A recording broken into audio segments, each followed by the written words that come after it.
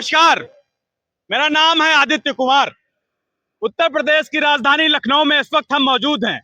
धरना प्रदर्शन का जब नाम आता है तो लोगों के जहन में एक सवाल ये उठता है कि दंगा, या तो रोड जाम, या तो ट्रेन फूकना, या फिर अन्य बातें।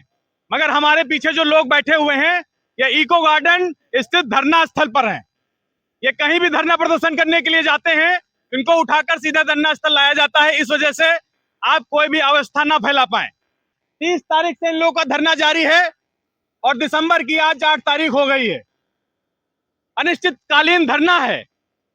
अब इनकी पीड़ा हम व्यक्त नहीं कर सकते अपने मुख से, क्योंकि जो पीड़ा ये झेल रहे हैं, ठंडक का मौसम है, किस प्रकार ये अपना जीवन यापन करते होंगे। पूरा दिन यहाँ रुकते हैं, रात में टेंट की व्यवस्था में कहीं ना कहीं बाहर जाकर रुकना होता है। क्या नाम है आपका? मेरा नाम सुनील कुमार है। अलीगढ़ जनपद से ब्लॉक मिशन प्रबंधक हूँ।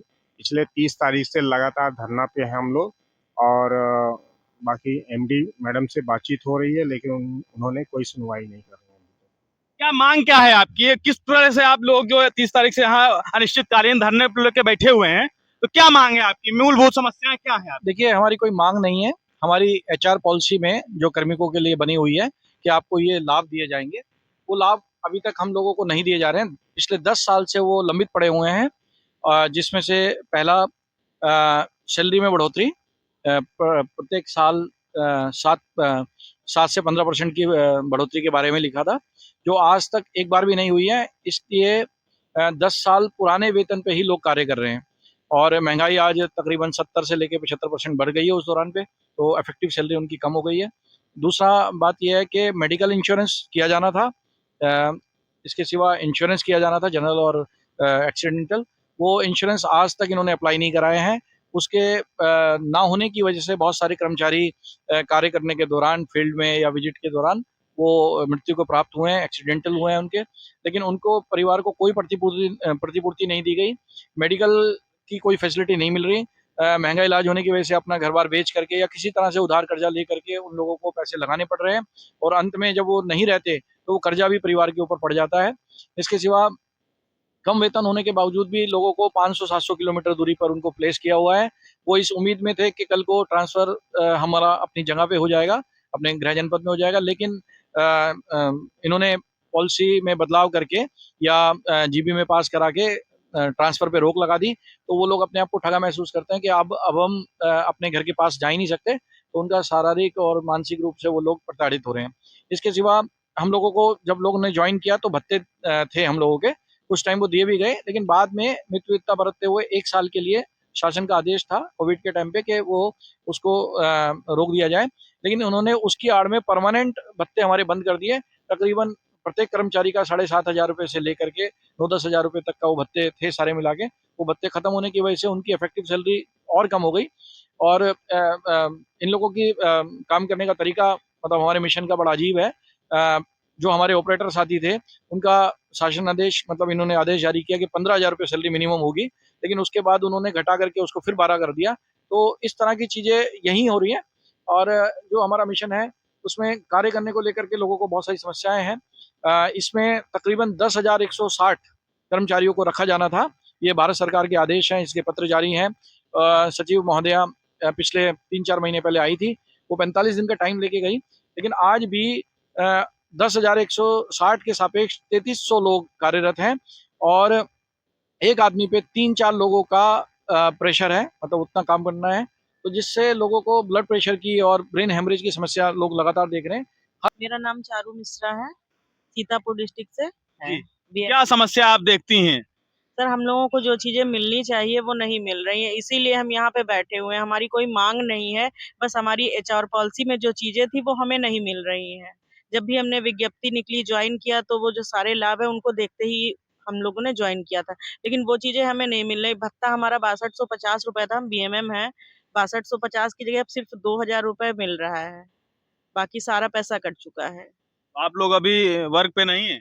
नहीं, वर्क पे नहीं है। 30 तारीख से हम लोग अनिश्चितकालीन धरने पे हैं, जब तक हमारी चीजें हमको नहीं मिल जाती तो हैं। इस दौरान आपकी सैलरी? सैलरी नहीं मिलेगी, ना सैलरी मिलेगी, ना ही सैलरी चाहते हैं। बस जो चीजें हमारी हैं वो हमें मिल जाए, जिससे हम लोग कार्य पे आ जाएंगे। और कोई समस्या आपको? जी नहीं। यही समस्या, सबसे बड़ी समस्या यही है। क्या कहना चाहते हैं योगी सरकार से? यही चाहते हैं कि हमारी जो चीजें जो लिखी हुई हैं वो हमें मिलनी चाहिए और मिले, यही चाहते हैं। कब ज्वाइन किए इस पद पे हैं आप? मैं बीएमएम हूँ। आगरा में मेरी पोस्टिंग है और मैं अयोध्या जनपद से बिलोंग करता हूँ और ट्रांसफर भी हमारा मुद्दा है।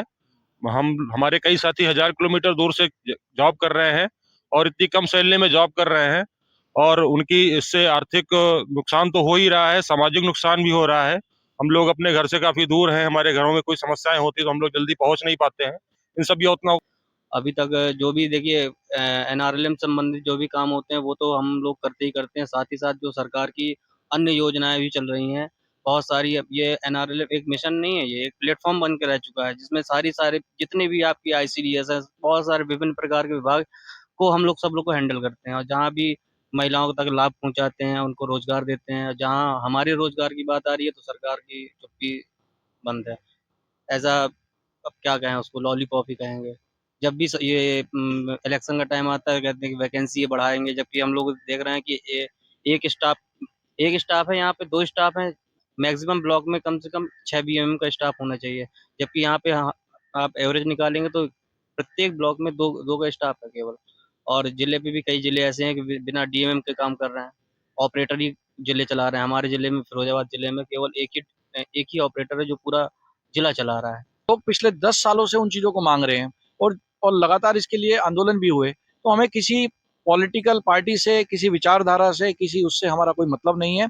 हमें सिर्फ सरकार से है। सरकार वो किसी भी पॉलिटिकल पार्टी की हो सकती है, वो हमारी भी सरकार है, हमने उन्हें चुन के भेजा है। तो हम अगर उनके साथ अपनी बात नहीं रखेंगे, उन तक हमारी बात नहीं पहुंचेगी, तो फिर हम कहाँ जाएंगे। दूसरी बात मैं ये कहना चाह रहा हूँ कि इसमें सरकार की भी बहुत बड़ी भागीदारी नहीं है कि कुछ हमें नहीं मिल पा रहा तो सरकार ने रोक रखा है। मेडिकल इंश्योरेंस किया जाना था तो हमारे मिशन द्वारा किया जाना था, हमारे मुख्यालय द्वारा किया जाना था।